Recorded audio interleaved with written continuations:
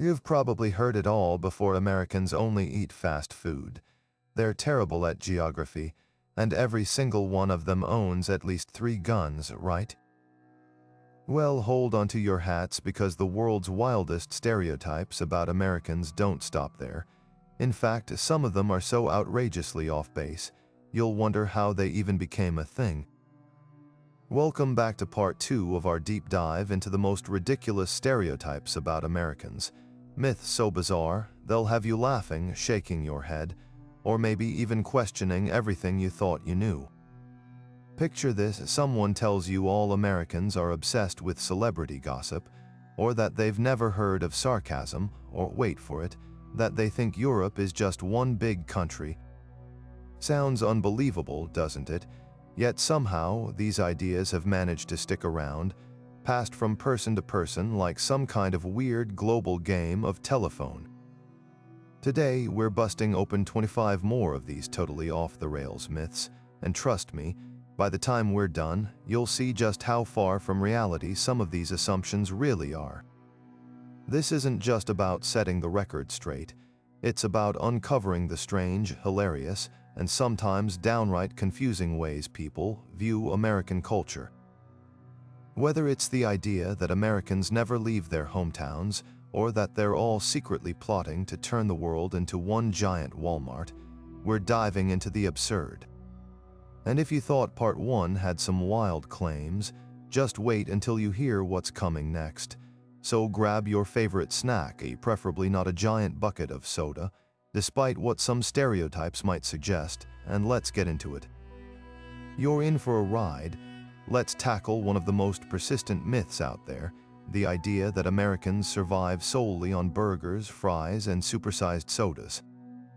Sure, fast food is undeniably a part of American culture, but reducing the entire culinary landscape to drive-thrus and microwaved meals is like saying Italy only serves frozen pizza.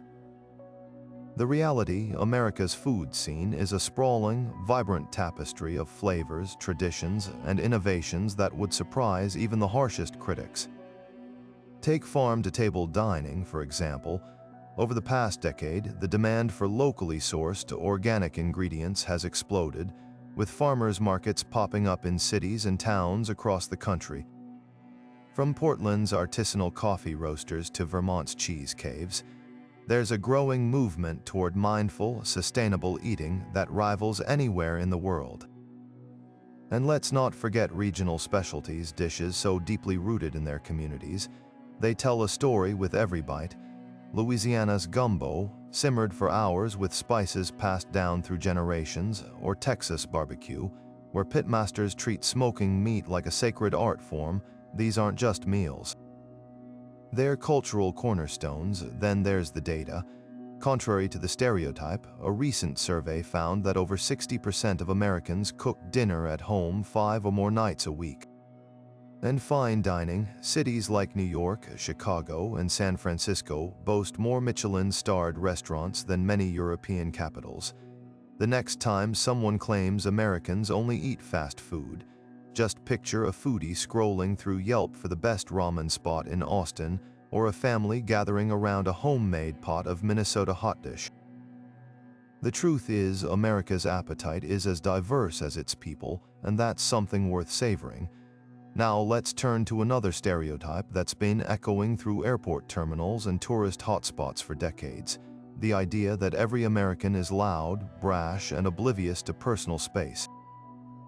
Sure, you might have encountered a boisterous group on vacation or seen a viral video of an over-the-top reaction, but painting hundreds of millions of people with that same broad brush is like assuming every Brit is a tea-sipping royalist or every Italian breaks into opera at dinner. The truth, communication styles in the U.S. are as varied as its landscapes, and understanding that nuance is key to unraveling this myth. Start with the South, where hospitality isn't just a custom, it's practically a sport. In places like Georgia or Tennessee, you're more likely to hear "yes, ma'am" and "no, sir" than a raised voice, and interrupting someone is considered about as polite as tracking mud onto a freshly mopped floor. Southerners often take pride in their slow, melodic drawls and indirect phrasing, a world away from the stereotype of volume and bluntness. One British traveler even recounted how a Texas shopkeeper spent 20 minutes apologizing for not having her size in boots, ending with a free coffee and directions to a competitor's store. "Aggressive," she laughed. "I've had less polite service at Buckingham Palace. Then there's the flip side, cities like New York or Boston, where fast-paced conversations and directness can be mistaken for rudeness."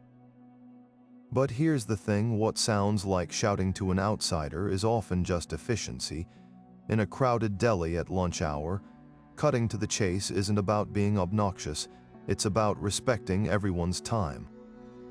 A German exchange student in Manhattan put it perfectly. "At first, I thought my roommate was angry when she said, 'Close the window, it's freezing.' Then I realized she wasn't mad. She just didn't bury the request in 5 minutes of small talk like we would back home." Even within families, the differences can be striking. Take a quiet Midwestern dad who communicates in nods and grunts, then compare him to his Italian-American cousin from New Jersey, who practically narrates every meal like it's a Broadway show. Neither approach is more American. They're just threads in a much richer cultural tapestry.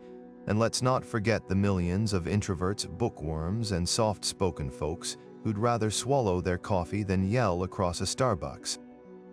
So why does the loud American stereotype persist? Blame Hollywood montages, viral clips, and the unfortunate truth that the quietest voices often go unheard. But next time someone claims all Americans communicate like they're auditioning for a reality show, remember the professor in Oregon who speaks in careful, measured tones, or the Navajo grandmother whose stories unfold in whispers. Volume isn't a nationality, it's just one tiny note in a symphony of ways to say, "Hey, listen up. Here's another classic stereotype that just won't quit, the idea that Americans never leave their own country." You've probably heard the jokes. Americans think abroad is a theme park, or they couldn't find Europe on a map if it was labeled in neon. But let's put this myth to rest once and for all, because the numbers tell a very different story. Did you know that as of last year, over 140 million Americans held valid passports? That's more than 40% of the population, hardly the isolationist bubble some would have you believe. And where are they going? Everywhere. Mexico and Canada are obvious favorites for quick getaways, but look closer and you'll find U.S. tourists fueling economies from the beaches of Bali to the cafes of Paris. In fact, Americans make up the largest group of visitors to iconic destinations like Italy and the UK, where you'll hear plenty of Midwestern accents marveling at the Colosseum or debating the best fish and chips in London. But it's not just vacations. Americans are planting roots overseas, too. From the bustling expat communities in places like Mexico City and Berlin to the thousands teaching English across Asia through programs like the JT program, you'll find Americans embracing life far beyond their hometowns. And let's not forget study abroad. Universities across the U.S. actively encourage students to spend semesters overseas, with programs in Spain, Japan, and South Africa reporting record enrollment from American undergrads eager to broaden their horizons. Of course, there are hurdles. The U.S. is massive, with domestic travel offering everything from tropical Hawaii to snowy Alaska, making international trips seem less urgent. And yes, limited paid vacation time doesn't help. But to claim Americans don't travel ignores the backpackers navigating Thai street markets, the retirees retiring to Costa Rican beach towns, or the digital nomads turning Lisbon co-working spaces into mini melting pots. The truth, Americans aren't just traveling, they're rewriting the script on what it means to explore the world. So next time someone drops that tired old stereotype, just smile and ask, where should we go next? Now let's take aim at one of the most explosive stereotypes out there, the idea that every American has a gun tucked under their pillow or strapped to their hip at all times. While it's true that the U.S. has more firearms than people, the reality of gun ownership is far more nuanced than the Hollywood shootouts and sensational headlines might suggest. In fact, if you walked into a random American household today, the odds of finding a gun inside are surprisingly lower than you'd think. Consider this: only about 30% of American adults personally own a firearm, according to the Pew Research Center. That means roughly 70% don't, and even among gun owners, the majority aren't stockpiling arsenals. Most own just one or two, often passed down as family heirlooms or used for hunting. The image of a gun behind every door, that's more myth than reality for huge swaths of the country. But here's where it gets really interesting. Geography plays a starring role in this debate. Rural areas where hunting is a way of life and emergency responders might be 30 minutes away have ownership rates nearly double those of urban centers.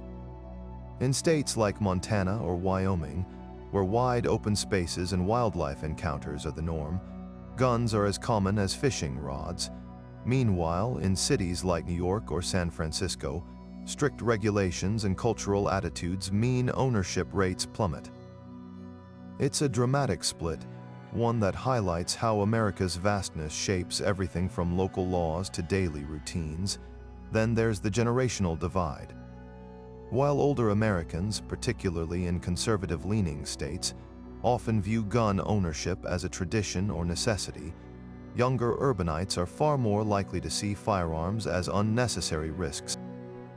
A college student in Boston might never touch a gun, while their cousin in rural Texas could have been taught to clean a rifle before they learned long division. And let's not forget the legal patchwork. Crossing state lines can feel like entering a different country when it comes to firearms. In Vermont, you can carry a concealed weapon without a permit, no questions asked. Try that in New Jersey and you'll face felony charges. These wildly varying laws mean that blanket statements about American gun culture often miss the mark entirely. So next time someone claims every U.S. citizen is packing heat, picture the millions who have never held a gun, the families who debate ownership as intensely as any political issue, and the communities where firearms simply aren't part of daily life. The truth: America's relationship with guns is as complex and divided as the country itself, and that's a conversation worth having beyond the stereotypes. Let's tackle one of the most persistent myths head-on: the claim that Americans couldn't point to their own country on a map, let alone find anywhere else. While it's true that geography isn't every American's strong suit, the idea that the entire nation is clueless about the world ignores some pretty compelling evidence to the contrary. First, consider this: National Geographic, one of the most respected geography publications in the world, is headquartered in Washington, D.C., and has been a staple in American households for over a century. Its iconic yellow-bordered magazines and documentaries have sparked curiosity about distant cultures and uncharted territories for generations. If Americans were truly indifferent to geography, would millions tune in every year to watch explorers trek through the Amazon or divers study coral reefs? The channel's enduring popularity suggests a fascination with the planet that defies the stereotype. Then there's the National Geographic Bee, an annual competition where middle schoolers battle it out over questions that would stump most adults. These kids don't just memorize state capitals, they can identify obscure mountain ranges, analyze population pyramids, and debate geopolitical borders with the precision of a cartographer. Past winners have gone on to careers in international relations and environmental science, proving that for many young Americans, geography isn't just a subject, it's a passion. Of course, we can't ignore the surveys that occasionally surface, showing gaps in basic geographic knowledge. But here's the thing: those studies often reflect systemic challenges, not a national disinterest.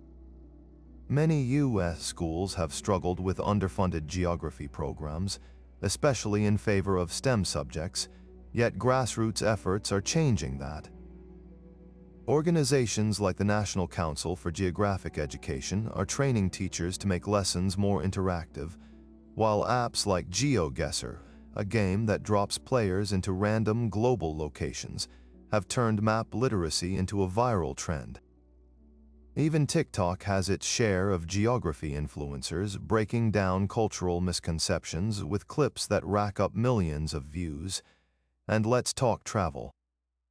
Americans might not always ace a pop quiz on African capitals, but the rise of study abroad programs and gap years shows a growing hunger to experience the world firsthand.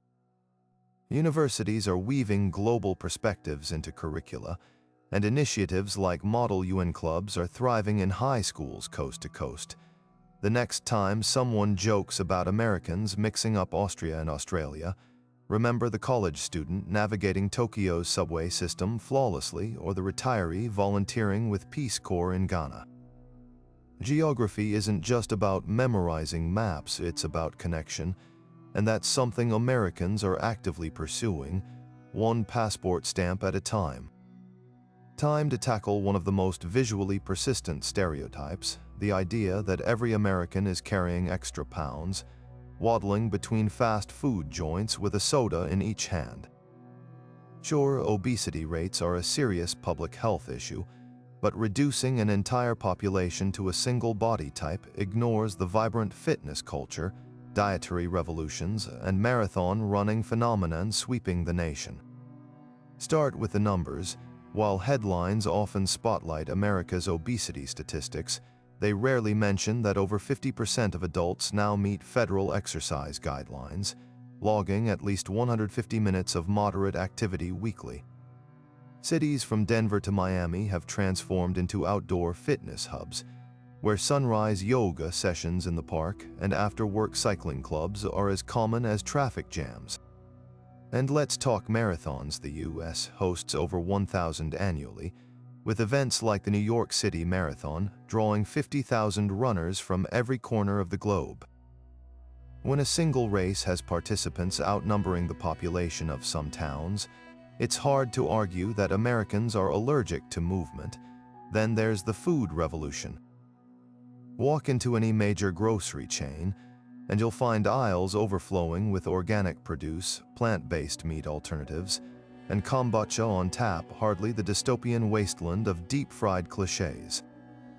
Veganism has skyrocketed, with 6% of Americans now identifying as fully plant-based, a figure that's tripled in less than a decade. Even fast food giants are scrambling to keep up, adding cauliflower crust pizzas and almond milkshakes to menus once dominated by grease-stained wrappers. But here's what really debunks the stereotype: regional health subcultures that rival Scandinavia's obsession with saunas. In Boulder, Colorado, you'll find more cyclists than cars downtown.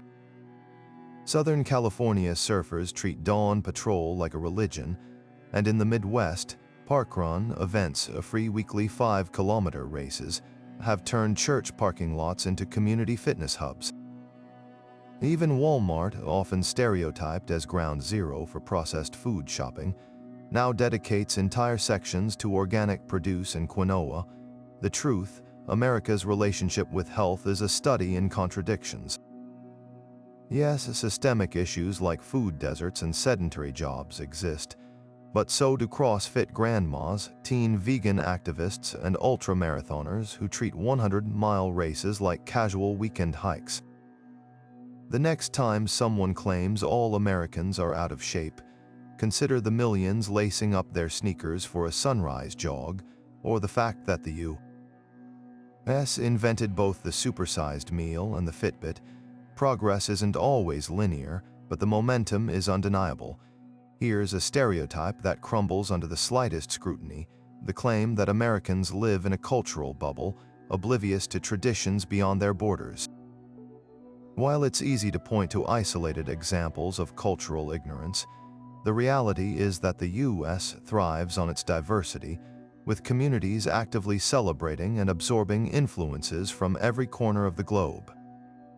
From the vibrant streets of Miami's Little Havana to the aromatic spice markets of Dearborn's Middle Eastern enclaves, America's cities are living mosaics of global culture.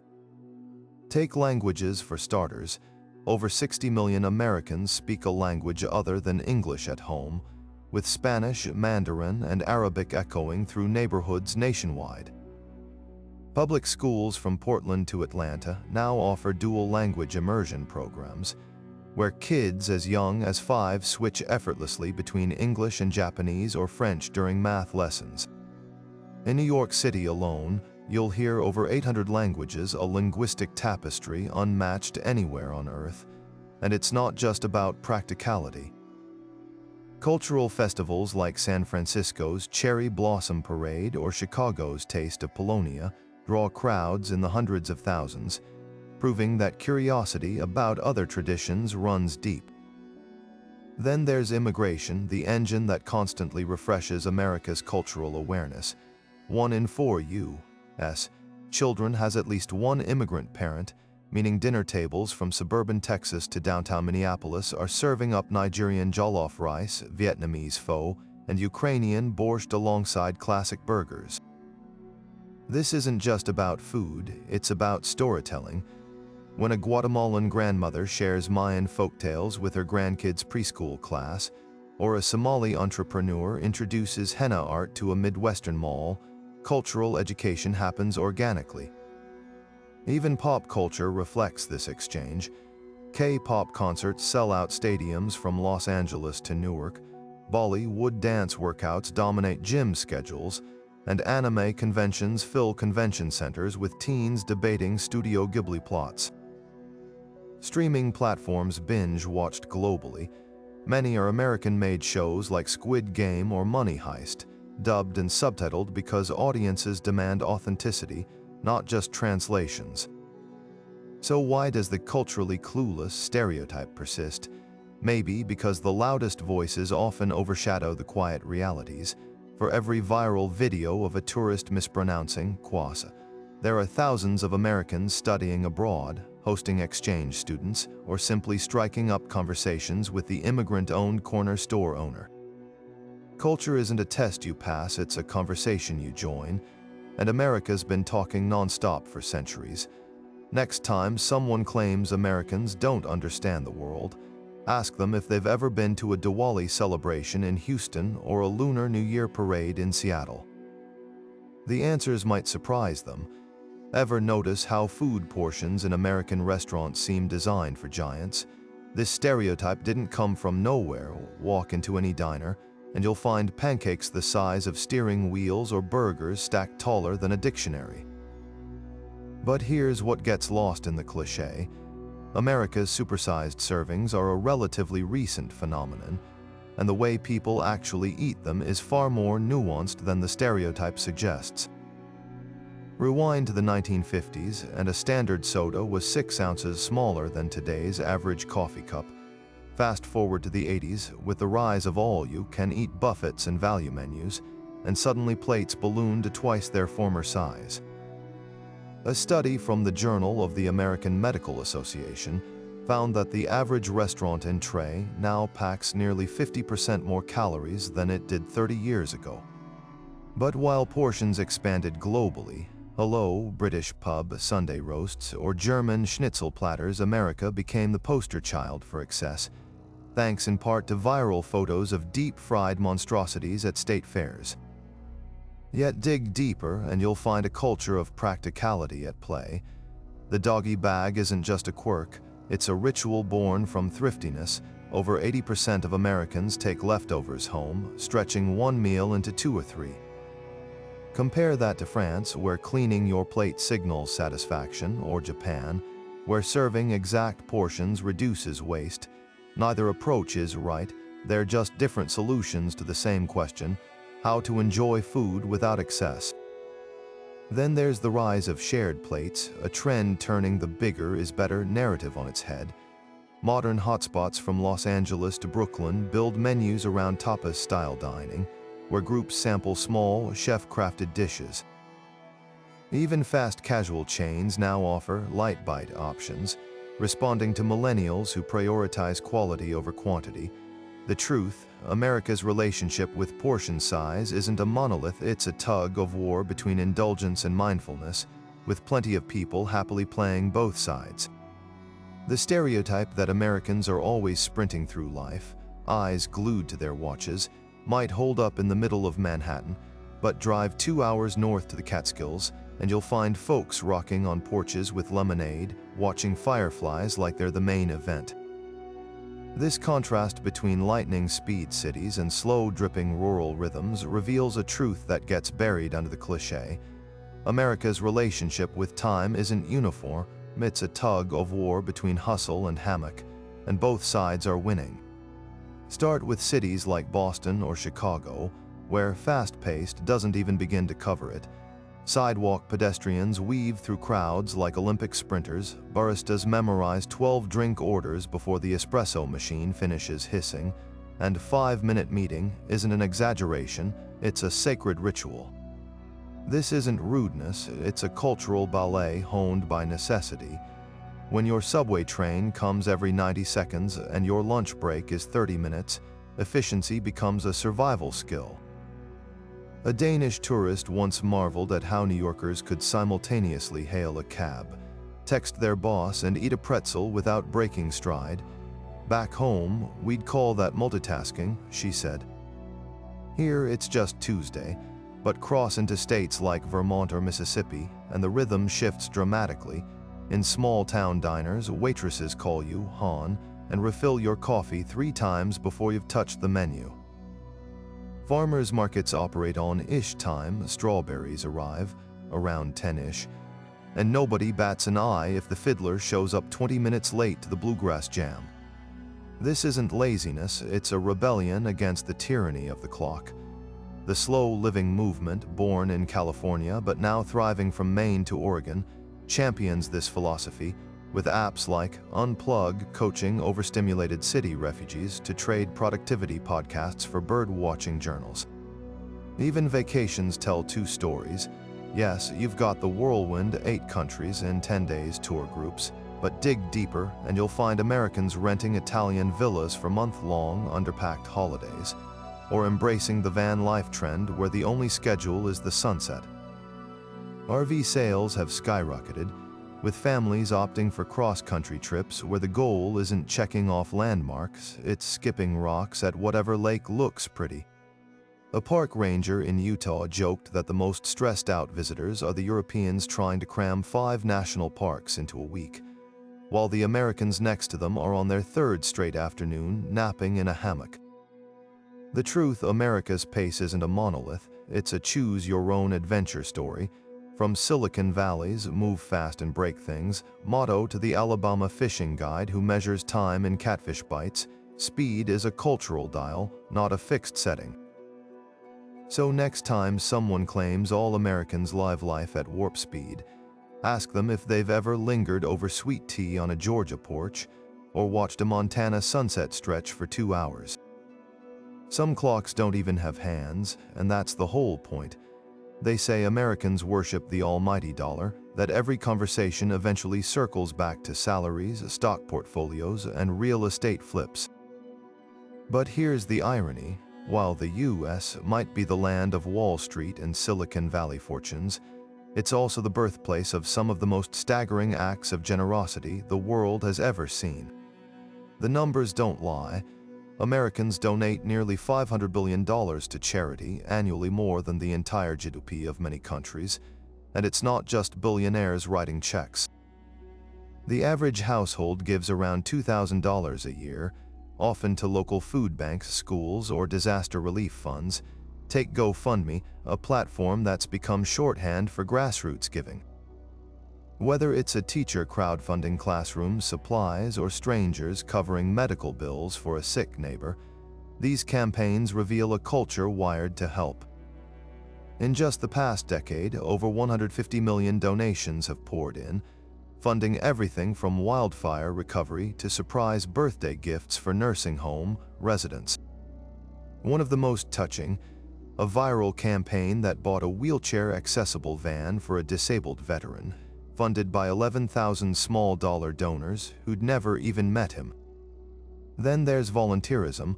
Forget the image of self-absorbed corporate climbers. 40% of Americans regularly volunteer their time. In cities like Minneapolis, volunteer rates hit 60%, with residents tutoring kids, building homes, or serving meals with the same zeal others reserve for climbing the career ladder. Even teens are in on it. High schoolers now need community service hours to graduate in many states, sparking a wave of youth-led initiatives. A group of Florida students, for example, turned unused school land into an urban farm, donating thousands of pounds of fresh produce to food-insecure families. Corporate America isn't immune to this generosity bug either. Companies like Patagonia and Warby Parker bake philanthropy into their business models, donating profits or products to global causes. But it's the small businesses that often make the deepest local impact. The corner bakery that feeds firefighters during wildfires, the barbershop offering free haircuts to homeless job seekers, these aren't tax write-offs. They're acts of kinship, so why does the money-obsessed stereotype cling so hard? Maybe because generosity doesn't trend like scandal does.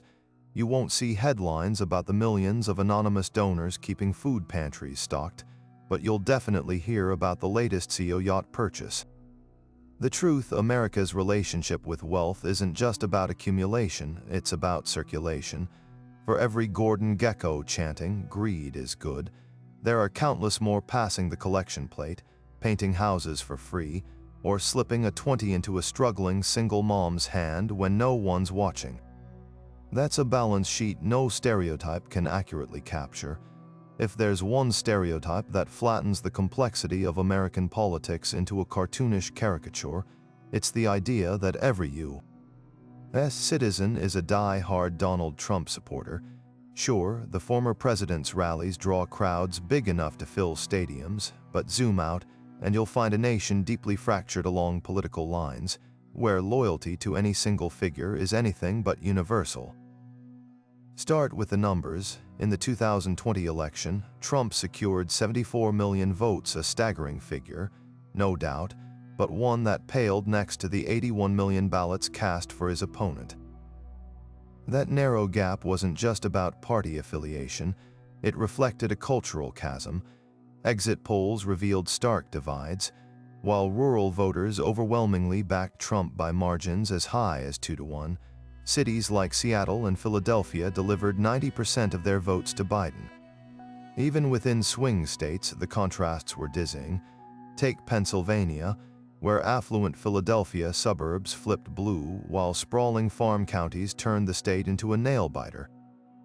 But reducing this to coastal elites versus heartland traditionalists misses the nuance. Dig into demographics and the fractures multiply. College-educated white women, once a Republican stronghold, abandoned Trump in droves, while Black and Latino men showed surprising shifts toward the GOP. Then there's age. Exit polls showed voters under 30 preferred Biden by 25 points, while seniors split nearly down the middle. The takeaway: America's political landscape isn't just split, it's a mosaic of overlapping loyalties, betrayals, and realignments that defy easy categorization. Geography further complicates the picture. Drive through rural West Virginia, and you'll see Trump flags fluttering beside rusted-out factories, a testament to his appeal among working-class voters who felt left behind by globalization. But head to Arizona's booming suburbs, where tech workers and retirees coexist, and you'll find Republicans who recoiled at his rhetoric, opting instead for split-ticket voting that turned the state blue for the first time in decades. Even in deep red Texas, Houston's immigrant-heavy neighborhoods and Austin's tech hubs have become Democratic strongholds, chipping away at the state's conservative monolith. The media doesn't help. Viral clips of MAGA rallies or liberal protests amplify extremes, erasing the quiet majority who don't fit either mold. Pollsters call them the exhausted middle of voters who toggle between parties, recoil from tribal warfare, and often sit out elections altogether. In 2020, these disaffected citizens numbered nearly 100 million eligible voters, more than voted for either candidate. Their absence from the conversation speaks volumes about how stereotypes distort reality. So next time someone claims all Americans worship at the altar of Trump, Or any politician remember the GOP retiree in Florida quietly voting Libertarian, the union steelworker in Ohio sticking with Democrats, or the Gen Z activist in Georgia who sees both parties as relics. Political identity in America isn't a monochrome bumper sticker, it's a messy, ever-evolving mural where even the artist keeps changing their mind. Ever heard the claim that American culture is just fast food, reality TV, and superhero movies? That stereotype crumbles faster than a stale fortune cookie when you consider the staggering artistic legacy the U.S. has gifted the world. Let's start with the stage. Broadway isn't just a street in New York. It's the beating heart of global theater, where groundbreaking productions like Hamilton and A Chorus Line revolutionized storytelling. But the magic doesn't stop there. Regional theaters, from Chicago's Steppenwolf to Oregon's Shakespeare Festival, prove creativity thrives far beyond Manhattan's bright lights. Then there's jazz, America's original art form. Born in the smoky clubs of New Orleans, it's the soundtrack to revolutions both musical and social. Louis Armstrong's trumpet didn't just redefine music, it became a universal language. Today, festivals like Newport Jazz draw audiences from Tokyo to Copenhagen, while modern artists like Kamasi Washington carry the torch, blending bebop with hip-hop. And let's not forget the literary giants. From Mark Twain's razor-sharp satire to Toni Morrison's poetic explorations of identity, American writers have claimed more Nobel Prizes in literature than any other nation except France.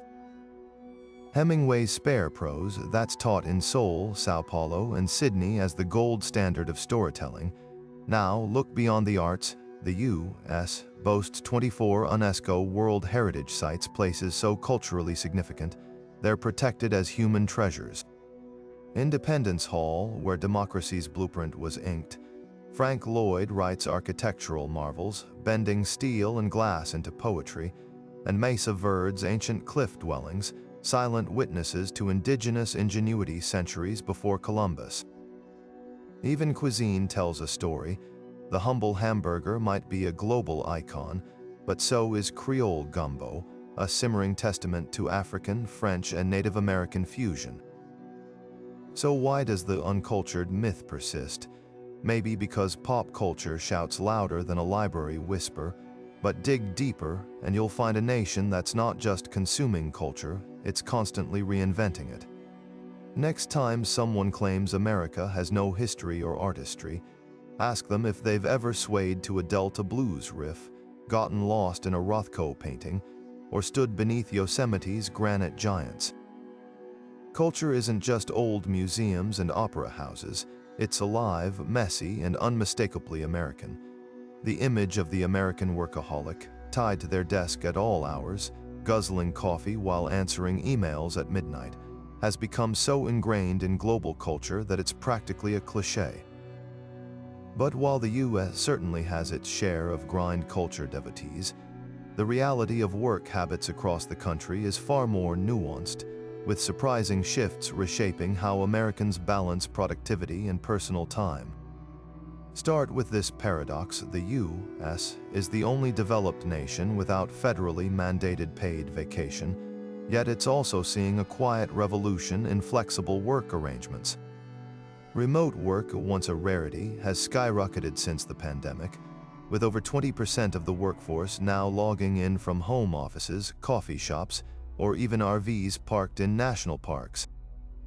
Companies like Automatic, the brains behind WordPress, have gone fully distributed, ditching offices entirely and letting employees work from anywhere with Wi-Fi. Even corporate giants like Microsoft and Salesforce have embraced hybrid models, recognizing that output isn't measured in desk hours but in results. Then there's the 4-day workweek movement, which is gaining traction in unexpected places, a groundbreaking pilot program involving 61 U.S. companies found that reducing hours to 32 per week, with no pay cuts, actually boosted productivity by an average of 14%. Employees reported lower stress levels, better sleep, and more time for family or hobbies, debunking the myth that more hours always equal more value. States like California and Maryland are even considering tax incentives for businesses that adopt the model, signaling a potential sea change in work culture. But here's the twist. Regional differences reveal just how fragmented this landscape really is. In Silicon Valley, startups might brag about unlimited PTO, but workers confess they're too afraid to use it. Meanwhile, in places like Utah, where the state government experimented with a 4-day week for public employees, workers reported higher morale and lower turnover, proving that efficiency isn't about marathon sessions at the keyboard. The rise of the anti-hustle subculture tells another side of the story. Podcasts like The Slow Home and books like Do Nothing by Celeste Headley are challenging the glorification of burnout, while Gen Z enters the workforce with a mantra, "I don't dream of labor." Employers are taking note. LinkedIn now features job postings advertising no overtime culture as a key perk, and apps like Clockify help employees track work-life boundaries as diligently as their tasks. None of this erases the real struggles. Over 20% of American workers still log more than 50 hours weekly, and quiet quitting trends reveal deep discontent. But between the traditional grind and the growing demand for balance, there's a middle ground emerging. It's found in the teacher who grades papers between surfing sessions, the programmer who clocks out at 5 for family dinner, or the factory that shuts down every Friday at noon so workers can coach Little League. The truth, America's work ethic isn't disappearing, it's evolving, one flexible schedule at a time. You'd think Americans sleep under star-spangled blankets based on how often their flag pops up, on front porches, t-shirts, even swimming trunks. But this stereotype misses the complex relationship between the U.S. and its banner, a dynamic woven with history, grief, and fierce debate. To understand it, you have to go back to the flag's birth during the Revolution, when stitching together those stripes and stars was less about pride and more about survival. The Continental Congress needed a symbol to unite 13 squabbling colonies against the world's mightiest empire. Fast forward to today, and that same fabric has been draped over coffins at Arlington, planted on the moon, and held aloft by protesters from Selma to Stonewall. Compare this to how other nations treat their flags. In Sweden, the blue and yellow rarely appears outside official buildings or national holidays. You won't see it plastered on bumper stickers. Japan's Hinamaru stirs such mixed feelings that many schools avoid flying it altogether due to its wartime associations. Meanwhile, Mexico treats its flag with near religious reverence. Laws dictate exactly how it's folded, and children recite oath-like pledges to it in school. America's approach, it's a free-for-all wrapped in rules. The U.S. flag code spells out protocols: no advertising, never touch the ground, but there's no penalty for breaking them. That loophole birthed everything from flag-themed beer koozies to Lady Gaga's meet dress acts that would land you in legal hot water in Germany or India. But here's where it gets messy. For some, the flag is pure patriotism, a Vietnam vet folding it with trembling hands at a 4th of July parade. For others, it's a protest tool, Colin Kaepernick kneeling before it to spotlight injustice, or punk bands shredding it on stage to reject nationalism. And then there are the quiet dissenters who fly it upside down, the universal distress signal, as a cry about democracy's state. The flag doesn't mean one thing, it's a Rorschach test in red, white, and blue. What outsiders often miss is the regional nuance. Drive through the deep south, and you'll see flags on every other pickup truck, often paired with state banners or military insignia. Head to progressive coastal cities and it's rarer. Many opt for rainbow or environmental flags instead.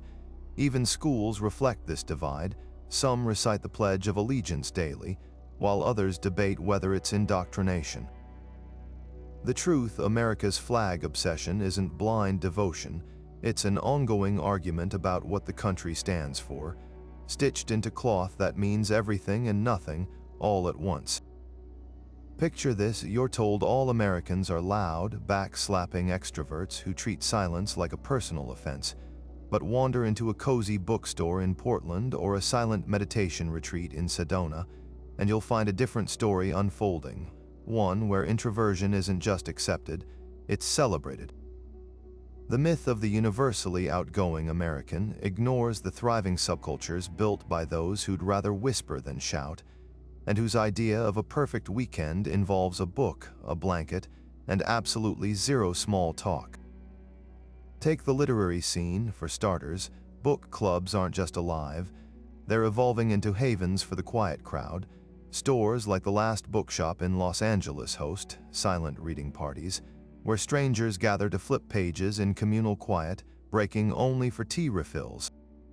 Online platforms like Goodreads have spawned niche groups, from introverts who love murder mysteries to shy sci-fi nerds, with members numbering in the hundreds of thousands. Even libraries are reinventing themselves as introvert sanctuaries. The New York Public Library's Library After Hours events turn stacks into social spaces for those who prefer bonding over books rather than Chinese letter noise. As one regular put it, it's like a party where no one expects you to yell over the music. Then there's the great outdoors, often stereotyped as a playground for extroverted adventurers. But America's trails tell another tale. The Appalachian Trail alone sees thousands of solo hikers yearly, many seeking solitude among the rustling leaves and distant bird calls. National parks have even created quiet zones, like the Muir Woods Silence Trail, where talking is discouraged so visitors can fully absorb nature's soundtrack.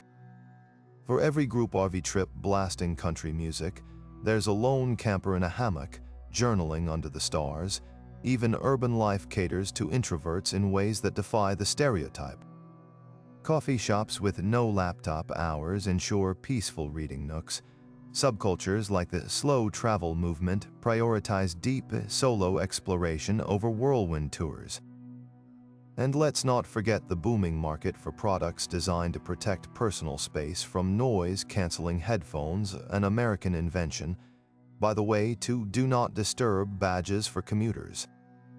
The truth, America's extrovert reputation is as outdated as dial-up internet. In a country where Susan Cain's Quiet became a bestseller by championing introvert power, and where me time is a billion-dollar wellness industry, the loudest voices aren't the only ones shaping the culture. Next time someone claims Americans can't stand silence, point them to the mushroom foraging workshop in Vermont or the astronomy club in Arizona, where members stargaze side by side, speaking only when the cosmos demands it. They say you could fill a stadium with everything Americans don't know about soccer except the jokes on the stereotype, because those stadiums are already packed. The idea that the US turns up its nose at the world's game ignores an explosive truth. Soccer isn't just growing here, it's thriving in ways that defy every cliché. Take Major League Soccer, which started in 1996 with 10 teams playing in half-empty football stadiums. Fast forward to today, and the league boasts 29 clubs, with franchises selling for over $500 million, more than some Premier League teams. Cities like Atlanta and Seattle regularly draw crowds of 40,000 plus, outdrawing many NBA and NHL games, and when Lionel Messi signed with Inter Miami, the frenzy crashed the league's streaming app within minutes. So much for indifference, but the real story isn't just in the pros, it's in the grassroots. Youth soccer participation in the U.S. dwarfs every other country, with over 3 million kids under 18 registered in leagues. Drive through suburban America on a Saturday morning, and you'll find fields buzzing with miniature cleats and orange slices, a ritual as ingrained as Little League baseball. Even colleges have become incubators for talent, with programs like the University of North Carolina's women's team producing legends like Mia Hamm. The U.S. women's national team, by the way, has won 4 World Cups, a dominance that sparked equal pay debates and inspired a generation of girls to dream bigger than the stereotypes would allow. Then there's the immigrant factor. Visit a Salvadoran pupuseria in Houston or a Ghanaian church picnic in Minneapolis, and you'll hear one universal language: football. These communities don't just follow the sport, they live it, turning local parks into impromptu pitch battles where the stakes feel as high as any Champions League final. MLS knows this. Teams like LAFC and New York City FC have built rosters and marketing campaigns around these diasporas, blending American ambition with global passion. The result, a Los Angeles derby that feels more like a Mexico City Clasico, complete with tifos and smoke bombs, and Let's Talk 2026, the upcoming World Cup co-hosted by the U.S., Canada, and Mexico, isn't just another tournament, it's a tipping point. Cities are already scrambling to upgrade infrastructure, from Dallas's Cotton Bowl to Boston's Gillette Stadium. Brands are betting billions on soccer's rise, with Fox Sports reportedly paying over $400 million for broadcast rights. Even casual fans are catching the fever. Google searches for how to play soccer have spiked 200% since the host announcement. By the time the opening whistle blows, the stereotype might just be the only thing getting red-carded. So next time someone claims Americans wouldn't know a corner kick from a coffee break, remind them of the 10-year-old in Ohio practicing step-overs before school, the packed bars chanting in Spanish during El Tri games, or the fact that the U.S. Soccer Federation now has more registered players than Germany. The beautiful game isn't coming to America, it's already home. Let's shatter another tech-toned stereotype, the idea that every American is glued to screens, worshipping Silicon Valley like it's the new Vatican. Sure, the U.S. birthed the iPhone and Instagram, but dig deeper and you'll find a counterculture thriving in the shadows, one that's swapping smartphones for sketchbooks and Wi-Fi for wilderness. From Gen Z's dumbphone rebellion to the surge of analog hobbies, America's relationship with technology isn't a monolith, it's a tug-of-war between innovation and insurrection. Take the digital detox movement. What started as niche retreats in California's Big Sur, where executives paid thousands to surrender their devices at the door, has exploded into a mainstream reckoning. Apps like Freedom and Screen Time now help millions block distractions, while unplugged Airbnb listings think cabins with typewriters instead of TVs book up months in advance. Even tech giants are in on the irony. Google's digital well-being tools let users track their own screen addiction, like a bartender cutting off a regular. The most telling shift, public libraries reporting waitlists for early 2000s flip phones, as teens reject the algorithmic treadmill of TikTok for the simplicity of calls and texts. Then there's the generational divide. While millennials might panic without Instagram, their Gen Z siblings are leading the charge toward intentional disconnection. A recent study found that 40% of young Americans actively limit social media use, with movements like Luddite clubs popping up on college campuses. These aren't anti-tech radicals, just students who have seen the mental health toll of endless scrolling and opted out. At Cornell, a student-run, offline collective hosts weekly hikes where phones are locked in Faraday bags and conversations happen face-to-face. It's not about rejecting technology, explains one member. It's about remembering how to be bored, but the most radical rejection of the tech-obsessed stereotype. The off-gridders from Montana's homesteader families growing their own food without a single smart appliance to the burgeoning, dark sky communities in Arizona, where streetlights are banned to preserve starry nights. These aren't fringe activists, they're accountants, teachers, and even former Silicon Valley engineers. Places like Three Rivers Recreation Area in Oregon have become meccas for those trading broadband for bonfires, with property values soaring as urban refugees seek silence. One couple who left Seattle to build a solar-powered yurt put it bluntly, "We didn't quit technology, we just remembered there's a world beyond it." Of course, none of this erases America's role as a tech epicenter, but the next time someone claims Americans can't function without notifications, point them to the Brooklyn Pottery Studio with a no-phones policy, the surge in vinyl sales outpacing digital downloads, or the fact that the fastest-growing section in bookstores isn't tech, it's gardening.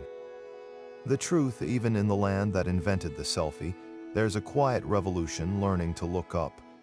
The stereotype that Americans are racially insensitive hits a nerve, not just because it oversimplifies a nation built on painful contradictions, but because it ignores the seismic shifts happening in classrooms, courtrooms, and city streets. Yes, the U.S. grapples with deep-rooted inequities, from policing disparities to textbook battles over Black history, but zoom out and you'll find a country reckoning with its past and rewriting its future in real time, often in ways that defy the cliches. Start with the civil rights movement, a blueprint for global justice struggles. The Montgomery bus boycott didn't just desegregate transit, it inspired anti-apartheid protests in South Africa and sit-ins from London to Sydney. Today's Black Lives Matter protests, spanning all 50 states and sparking solidarity marches from Tokyo to Nairobi, prove that America's racial justice movements aren't insular, they're exportable. When a mural of George Floyd appeared in Berlin or statues of Confederate generals were toppled in Bristol, England, it signaled something profound. The world watches how America confronts its demons, for better or worse. Then there's education, where change is unfolding at lightning speed. States like Illinois now mandate lessons on LGBTQ+ history and the Tulsa Race Massacre, while schools from Oregon to Florida host diversity days, celebrating everything from Hmong New Year to Juneteenth. Universities are doubling down to Yale's groundbreaking slavery apology and reparations initiative, for example, has sparked similar reckonings at Brown and Georgetown. Even children's media is transforming.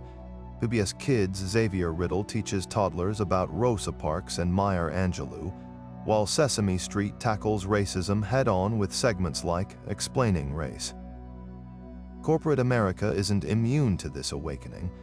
After the murder of George Floyd, companies pledged over $50 billion to racial equity initiatives, funding everything from Black-owned startups to HBCU scholarships. Brands like Ben & Jerry's don't just sell ice cream. They publish op-eds calling for slavery reparations and host voter registration drives in underserved neighborhoods. And it's not just performative. Target's Black Beyond Measure merchandise, designed by Black artists, funnels profits into community grants, while Apple's Entrepreneur Camp mentors women of color in tech. But the most telling signs of progress, they're often hyperlocal. The retired teacher in Mississippi converting her garage into a free library of banned books. The Utah Police Department that replaced traffic fines with book vouchers for low-income drivers. The Idaho farmer who turned his land into a sanctuary for refugee families to grow traditional crops. These aren't headlines, they're quiet revolutions proving that racial sensitivity isn't about perfection. It's about practice, the truth. America's racial journey is messy, unfinished, and sometimes 2 steps back for every leap forward. But to claim insensitivity ignores the millions of all backgrounds who show up at pride parades, learn their neighbors' pronouns, or simply pause to listen when someone's story doesn't mirror their own. Progress isn't a straight line, but the direction is clear, forward together, one uncomfortable conversation at a time. Oh, sure, Americans just sit around mainlining reality TV day and night, right? Cue the eye roll, because apparently the country that produces gritty prestige dramas like The Sopranos and mind-bending sci-fi like Stranger Things is somehow only capable of digesting staged catfights and rose ceremonies. Let's unpack this one with receipts in hand. First, consider the sheer dominance of prestige television. HBO alone, home of Succession's billion-dollar media dynasties, and The Last of Us's fungal apocalypse boasts over 50 million global subscribers, with Emmy wins outpacing many countries' entire entertainment industries. Netflix's originals, they're not just binge-watched, they're dissected in think pieces from Paris to Seoul. Squid Game may have been Korean, but it was American algorithms that helped rocket it to 1 billion hours streamed. Even niche platforms like FX's The Bear, a claustrophobic kitchen drama, have sparked international obsession, proving that when it comes to storytelling ambition, the U.S. competes at Olympian levels. Then there's the documentary boom. While Keeping Up with the Kardashians might grab headlines, it's titles like Free Solo and Wild Wild Country that dominate water cooler conversations and awards circuits. Streaming services report that true crime docuseries now account for over 30% of their most watched content, with shows like Making a Murderer and Tiger King spawning global fan theories and academic critiques. Even PBS America's quietest network regularly outdraws primetime reality slots with Ken Burns' meticulously researched epics on jazz or the Civil War. But here's the kicker: reality TV isn't even an American monopoly. The UK birthed Big Brother and Love Island. South Korea's Running Man is a ratings juggernaut across Asia. Brazil's BBB, their Big Brother variant, trends for months. Yet no one dismisses British culture because of Toei, or reduces all Brazilians to farmer wants a wife fanatics. The double standard is glaring and lazy. The truth: America's TV diet is as varied as its population. Yes, The Bachelor exists, but so do Sundance-winning indie films, Twitch streamers analyzing Dune lore, and grandmas hosting Bridgerton watch parties. Next time someone claims Americans only watch scripted chaos, ask them if they've ugly cried through This Is Us or lost sleep debating True Detective's timeline knots. Reality TV's just one channel in a universe of options. The idea that every American is kicking back in some sprawling McMansion, complete with 6-car garages and pointless turrets, might make for funny memes, but it's about as accurate as assuming all Italians live in villas. The truth: housing in the U.S. is a wild patchwork of styles, sizes, and philosophies, from shoebox-sized NYC studios to off-grid earthships in New Mexico. Let's start with the tiny house movement, which has exploded from fringe curiosity to mainstream rebellion against excess.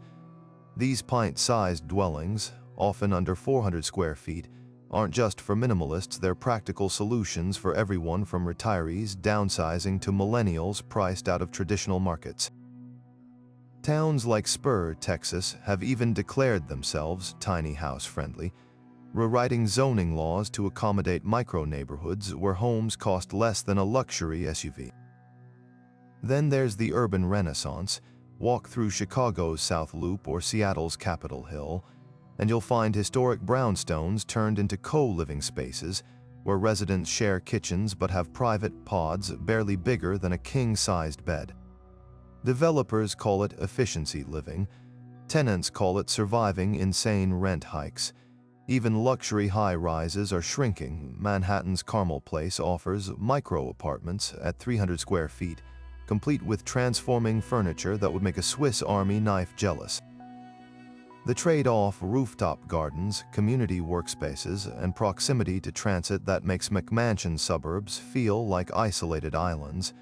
Regional differences tell an even richer story. New England's centuries-old saltbox homes, built to withstand nor'easters with their steep roofs and central chimneys, share little DNA with Santa Fe's adobe pueblos, where thick walls keep interiors cool without AC.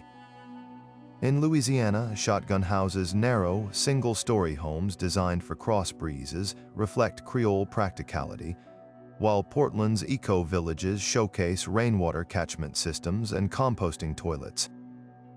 Even trailer parks, often dismissed as eyesores, are being reimagined as affordable communities with shared solar grids and urban farming plots, the most radical shift. Sustainability isn't just a buzzword, it's rewriting blueprints. Passive houses, super-insulated homes that need no furnaces, are popping up in Minnesota winters, while earthship builders in Arizona construct entire walls from recycled tires and bottles. California's latest building codes now require solar panels on most new homes, and startups like Boxubble are shipping foldable, energy-efficient houses flat-packed like IKEA furniture. The irony, many of these alternative homes have lower carbon footprints than those ostentatious McMansions with their triple sub-zero fridges and heated driveways. So next time someone jokes about America's obsession with square footage, mention the Brooklyn artist living happily in a converted shipping container, or the Colorado family thriving in a yurt with Wi-Fi. Housing here isn't about keeping up with the Joneses, it's about redefining what home even means.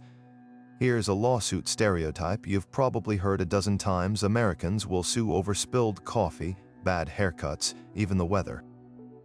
But while the U.S. does have a reputation for litigiousness, the reality is far more nuanced than those sensational headlines suggest. Let's start with the numbers.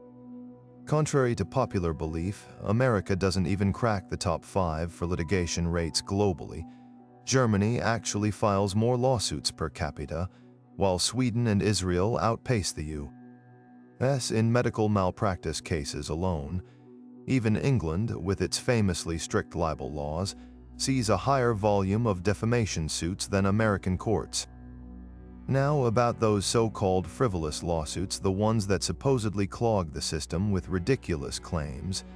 The infamous McDonald's hot coffee case, often trotted out as proof of runaway litigation, is actually a textbook example of how media distortion shapes stereotypes. The plaintiff, 79-year-old Stella Liebeck, suffered third-degree burns so severe she needed skin grafts after the coffee, served at a scalding 180 degrees, spilled in her lap. A jury awarded her damages after internal documents revealed McDonald's had ignored hundreds of prior burn complaints. Far from frivolous, the case sparked industry-wide safety reforms that lowered serving temperatures nationwide. Tort reform data tells an even clearer story. Since the 1990s, states from Texas to California have passed laws capping damages and tightening filing requirements, leading to a 40% drop in personal injury lawsuits over 2 decades. The Congressional Budget Office found that medical malpractice claims, another favorite scapegoat account, for less than 2% of total healthcare costs. Compare that to countries like Italy, where civil cases can drag on for a decade, or India's backlog of 40 million pending lawsuits, and America's system starts looking downright efficient. What's often overlooked is how the U.S. legal system actively discourages nuisance suits. Federal Rule 11 sanctions slap hefty fines on attorneys who file baseless claims, while loser pays rules in many states force unsuccessful plaintiffs to cover court costs. Even class actions villainized as lawyer enrichment schemes rarely proceed without rigorous judicial scrutiny. When a Minnesota man tried suing a grocery chain because his foot-long sub measured 11 inches, the case was tossed before it could blink. The truth is, every country has its legal quirks. The British are famously quick with libel writs, the Germans with neighbor disputes over hedge heights. America's distinction isn't the volume of lawsuits, but the transparency of its system, where courtroom dramas play out in public instead of behind closed doors.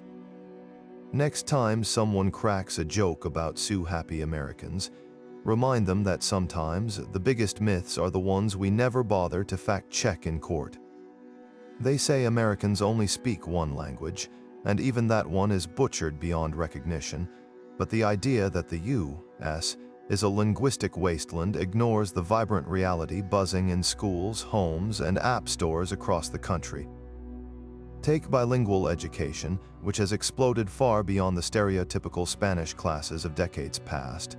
Walk into a public school in Portland, Oregon, and you'll find kindergarteners learning Mandarin through immersive songs and games, while their peers in Miami-Dade County switch effortlessly between English and Haitian Creole for math and science lessons. These aren't elite private academies, they're taxpayer-funded programs proving that language acquisition starts early and sticks. Then there's the immigrant effect. Over 60 million Americans speak a second language at home, turning kitchens from Queens to San Diego into accidental immersion programs. A typical evening in a Vietnamese-American household might feature grandparents watching dramas from Hanoi, parents mixing English and Vietnamese in the same sentence, and kids texting friends in emoji-laden Spanglish. These families aren't exceptions, they're the growing norm. Census data shows that multilingual households have increased by 20% in just the past decade, with languages like Tagalog, Arabic, and Korean flourishing in suburban neighborhoods that once prized assimilation above all else. But here's where it gets really interesting: the tech boom. Language learning apps like Duolingo now boast over 50 million active US users, more than the population of Spain, with everything from Navajo to High Valyrian on offer. TikTok polyglots like Moses McCormick, who documented his journey learning 50 languages, have turned linguistics into viral entertainment. Even the military invests heavily through programs like the Defense Language Institute, where recruits master languages from Farsi to Korean in intensive courses that rival any European university. The stereotype crumbles further when you listen to young Americans. A Pew study found that Gen Z is 3 times more likely than baby boomers to speak multiple languages, with many crediting video games, K-pop fandoms, or anime subtitles for sparking their interest. At universities, enrollment in less commonly taught languages like Swahili and American Sign Language has surged, while cities like Minneapolis offer Somali language driver's tests and Chicago's 911 system answers calls in over 140 languages. So next time someone claims Americans only know cheeseburger and football, remind them of the 10-year-old in Texas fluent in coding and Korean, the Puerto Rican nurse switching between Spanglish and medical jargon, or the millions swiping through vocabulary flashcards on their lunch breaks. Monolingualism isn't destiny, it's just one thread in a much richer tapestry. The idea that Americans are a nation of Bible-thumping zealots might play well in political caricatures, but it crumbles under the weight of data and daily reality. While evangelical megachurches and politicians quoting scripture make headlines, the quieter truth is that secularism is expanding faster in the U.S. than almost anywhere in the developed world. Pew research reveals that nearly 30% of adults now identify as religiously unaffiliated, a category that's tripled since the 1990s and includes everyone from atheist activists to spiritual but not religious millennials who find meaning in meditation apps rather than pews. Dig into regional differences and the picture gets even more nuanced. The Pacific Northwest, dubbed the Nun Zone for its high concentration of religiously unaffiliated residents, boasts atheist bus campaigns in Seattle and Portland's Sunday Assembly, gatherings where secular crowds sing Queen songs instead of hymns. Contrast that with the Bible Belt, where church parking lots still overflow on Sundays, but even there, change is brewing. Universities like Baylor, a Baptist stronghold in Texas, now host atheist student alliances, while Nashville's hipster churches trade fire and brimstone for indie worship bands and social justice sermons. Then there's the rise of alternative spiritualities that defy traditional labels. From Brooklyn's crystal shop mystics to Arizona's psychedelic-assisted therapy circles, Americans are cobbling together belief systems as eclectic as their playlists. The deconstructing faith movement, fueled by TikTok therapists and ex-pastor podcasts, guides former evangelicals through rebuilding spirituality on their own terms. Even within organized religion, diversity thrives. Mosques in Michigan host interfaith taco nights. Buddhist temples in Georgia offer mindfulness classes to stressed-out suburbanites, and Navajo ceremonies blend ancestral traditions with modern environmental activism. What truly debunks the zealot stereotype, though, is how Americans practice or don't practice their beliefs. The same country that produced televangelists also gave us the Freedom from Religion Foundation, which sues to keep church and state separate. The Supreme Court may open sessions with "God save this honorable court," but its rulings increasingly protect secular rights, from marriage equality to atheist chaplains in the military. Next time someone claims all Americans are devout, point them to the satanic temples after school clubs fighting for free speech with cheeky activism, or the millions who mark none on surveys while finding transcendence in national parks, quantum physics or late-night philosophy debates. Faith here isn't fading, it's fracturing into a kaleidoscope too complex for any stereotype to contain. They'll tell you Americans toss away resources like confetti at a parade, single-use everything, gas-guzzling trucks, and landfills bursting with barely used gadgets. But dig past the cliches and you'll find a sustainability movement rewriting the script. One compost bin and solar panel at a time. Start with the numbers, the U.S. recycling rate hovers around 32%, which might not sound impressive until you see the scale. That's 68 million tons of material kept out of landfills annually, enough to fill Yankee Stadium 40 times over. Cities like San Francisco and Seattle now divert over 60% of their waste through aggressive composting programs and pay-as-you-throw pricing that makes tossing garbage more expensive than recycling. Even in regions without mandates, grassroots efforts thrive. Take Kamakatsu, Japan's famous zero-waste town, as a model, sure, but then meet Telluride, Colorado, where locals haul glass to a community crusher that turns bottles into construction sand, or Ithaca, New York, where a repair cafe teaches residents to mend everything from toasters to torn jeans. The real game changers, though, are the zero-waste influencers turning frugality into a lifestyle brand. You've got Catherine Kellogg of Going Zero Waste, who fits 4 years of trash in a single mason jar, or B. Johnson, whose book Zero Waste Home sparked a global movement with tips like using baking soda as deodorant and sewing reusable produce bags from old curtains. These aren't just Instagram trends, they're shifting consumer habits. Brands like Package Free Shop, which sells everything from bamboo toothbrushes to refillable laundry detergent, have seen sales skyrocket by 300% since 2018.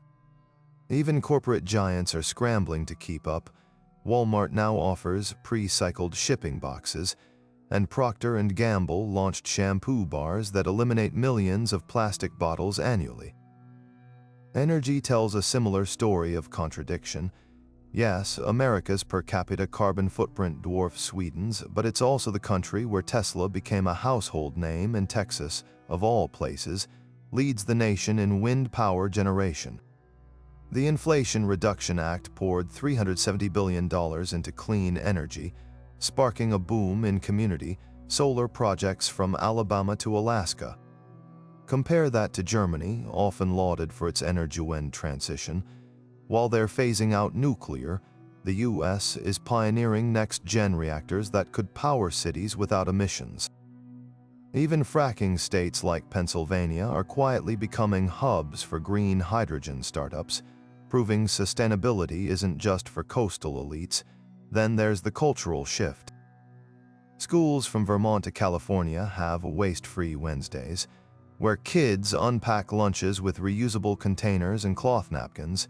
Zero-waste weddings, complete with thrifted dresses and compostable plates, are Pinterest gold. And let's not forget the FreeCycle movement online networks where millions give away everything from sofa beds to half-used paint cans.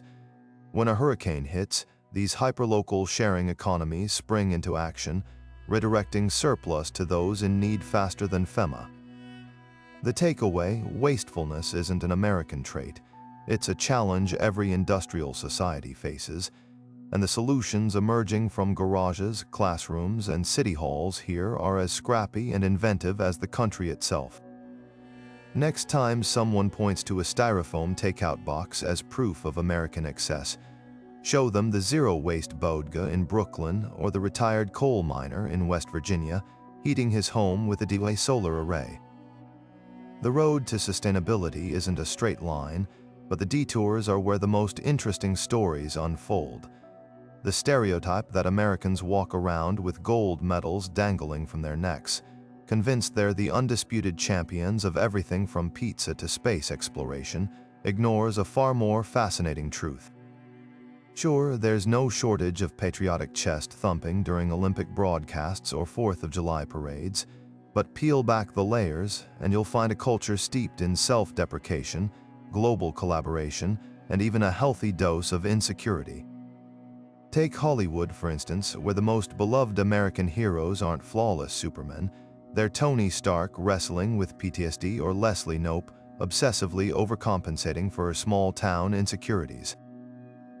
Even the quintessential all-American pastime, baseball, thrives on failure. The best hitters miss 60% of the time, and fans adore them for it. Now let's talk science, where the lone genius myth gets obliterated by reality. The COVID-19 vaccines, often held up as a triumph of American innovation, were actually a global handshake. Modern mRNA technology, built on decades of research from Hungary, Germany, and Canada, Pfizer's breakthrough, a collaboration with BioNTech, a German firm founded by Turkish immigrants. Even NASA Artemis moon missions rely on partnerships with the European Space Agency and Japanese engineers.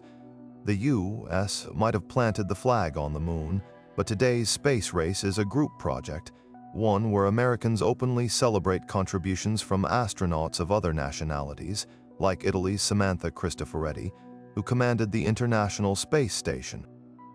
Then there's humor, America's not-so-secret weapon against arrogance. From Mark Twain's withering takedowns of national hypocrisy to John Mulaney's bits about American ignorance, we don't even know where our guns are. Self-roasting is practically an Olympic sport. Late-night hosts like Stephen Colbert and John Oliver spend half their airtime skewering American politics and culture, while TikTok comedians rack up millions of views with sketches about bungling you. As tourists struggling to convert miles to kilometers, the wildly popular Americans Try series, where locals fumble their way through foreign snacks or customs, isn't just entertainment, it's a public display of cultural humility. But here's the real kicker: younger generations are rewriting the script entirely. Gen Z Americans, raised on global K-pop fandoms and Nordic hig trends, are more likely to gush about South Korea's public transit or Germany's recycling programs than to chant, USA. USA, a Pew survey found that 80% of Americans under 30 believe the country isn't the greatest, just one of many great nations, a seismic shift from their grandparents' era. Walk through any college campus and you'll hear debates about how the U.S. could learn from Portugal's drug policies or Finland's education system. Even corporate America's jumping in companies like Patagonia and Ben & Jerry's openly criticize U.S. policies while championing global environmental and social justice movements. The truth: America's relationship with exceptionalism is a tug-of-war between pride and pragmatism. For every chest-thumping politician, there's a teacher showing students how Japanese schools serve lunch, or a Reddit thread dissecting why French parenting books outsell American ones. The stereotype collapses under the weight of millions who know that being the best isn't about medals, it's about showing up, listening, and sometimes just laughing at yourself. After all, the country that gave the world Jackass probably doesn't take itself as seriously as you'd think.